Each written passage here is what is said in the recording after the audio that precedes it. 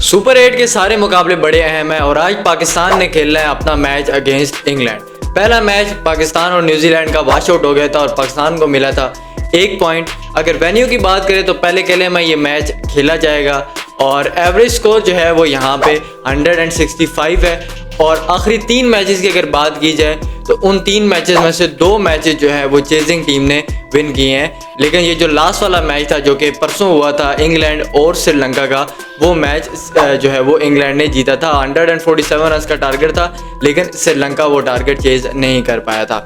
अब अगर प्लेइंग 11 की बात करें तो आपको जो है वो काफ़ी खबरें आ रही हैं कि शायद हो सकता है कि शाहीन शाह अफरीदी वापस स्क्वाड में हमें नज़र आए और अबरार जो है वो स्क्वाड में नज़र आए। ये 2 चेंजेस जो हैं वो एक्सपेक्ट की जा रही हैं। अब यहाँ पे ऑलरेडी आपके पास जो है वो सलमान मिर्ज़ा काफ़ी अच्छा करते आ रहे हैं। अब पाकिस्तान टीम का इस वर्ल्ड कप में मसला ये है कि जो आपके परफॉर्मर होते हैं उनको आप उठा के बाहर बिठा देते हो और जिनसे परफॉर्म नहीं हो रहा होता उनको आप जो है वो लो टीम्स या छोटी टीम्स के अगेंस्ट जो है वो अपॉर्चुनिटी देते हो। अब शाहीन शाह अफरीदी का यहाँ पे वापस आना कहीं से भी कुछ समझ में नहीं आ रहा क्योंकि सलमान मिर्ज़ा ऑलरेडी इतना अच्छा करते हुए आ रहे हैं। और दूसरा अबरार का इस प्लेइंग 11 में होना बहुत ज़रूरी है। इस वक्त अगर T20 रैंकिंग में देखा जाए तो वो शायद टॉप 5 में, और इस वक्त जो उनकी आप लास्ट जो है वो 6 से 8 मंथ में अगर देखें तो उनकी बड़ी कंट्रीब्यूशन है पाकिस्तान टीम के लिए और सिर्फ एक मैच की बेस पर आपने उनको बाहर कर दिया।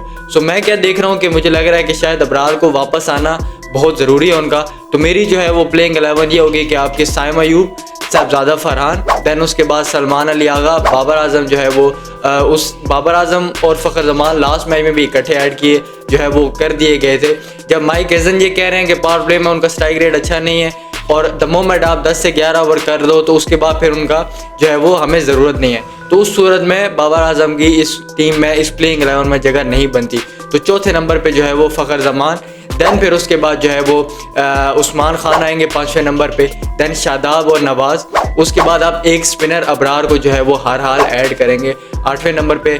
9वें पे जो है वो फ़हीम अशरफ है, दैन उसके बाद जो है वो उस्मान तारिक और जो है वो सलमान मिर्ज़ा। शाहीन शाह अफरीदी मुझे नहीं लगता कि उनको दोबारा से मौका देना चाहिए, या फिर ऐसा भी हो सकता है कि ये जिस तरीके की पिच है और जिस तरीके की कंडीशन है शायद आपको फ़हीम को ड्रॉप करके एक प्रॉपर जो है वो पेसर नसीम शाह की सूरत में जो है वो शायद नज़र आए। लेकिन मुझे ऐसा होने के चांसेस बिल्कुल भी कम लगते हैं क्योंकि ये जो कोच और ये जो कैप्टन की जो अंडरस्टैंडिंग है ये उनको बहुत ह्यूज जो है वो चेंज इस तरीके का आप उनसे एक्सपेक्ट नहीं कर सकते। जिस तरीके से काफ़ी टाइम से बात हो रही है कि यार फ़खर को आप ओपन करा दें, साइम अयूब का मिडिल ऑर्डर में खिलवा दें, और ये सवाल प्रेस कॉन्फ्रेंस में वो भी था, लेकिन उस वक्त कोच ने यही कहा कि हम जो है वो इस तरीके से डिसीजन नहीं करेंगे।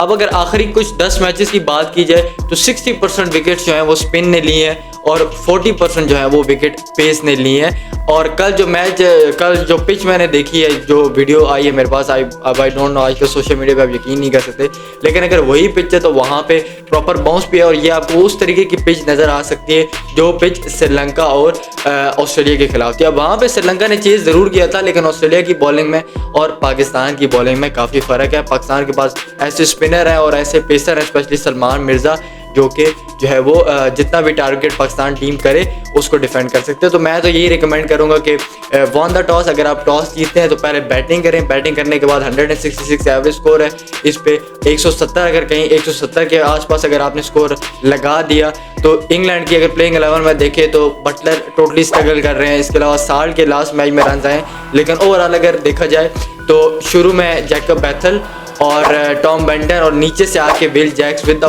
बॉल और विद द बैट कंट्रीब्यूट कर रहे हैं। बाकी इसके अलावा उनका चाहे जोफ्रा आर्चर हो या चाहे सैम करन, एक आध मैच में उन्होंने अच्छी कराई, लेकिन ओवरऑल इंग्लैंड की टीम उस तरीके से फॉर्म में नहीं है। तो पहले बैटिंग करें, आप बैटिंग करके 170 ऑन द बोर्ड लगाएं, फिर उसके बाद आपके बॉलर ऐसे हैं कि वो ईजिली डिफेंड कर सकते हैं। लेकिन अगेन जो टीम, जो कप्तान बारिश के मैच में जो है वो टॉस जीत के पहले बैटिंग ले सकता है उससे आप कुछ भी उम्मीद लगा सकते हैं, लेकिन भारत स्टैट आपको यही बताते हैं। सो क्या लगता है, क्या इंग्लैंड अपना मैच जीतेगी या फिर पाकिस्तान अपना ये और इम्पोर्टेंट मैच जीतेगी? क्योंकि इंग्लैंड तो ऑलरेडी 2 पॉइंट्स के साथ टेबल टॉप पे है, लेकिन पाकिस्तान अगर ये कहीं ना कहीं मैच हारता है तो फिर मसला हो जाएगा सेम वही मसला जो इस वक्त इंडिया का हो रहा है।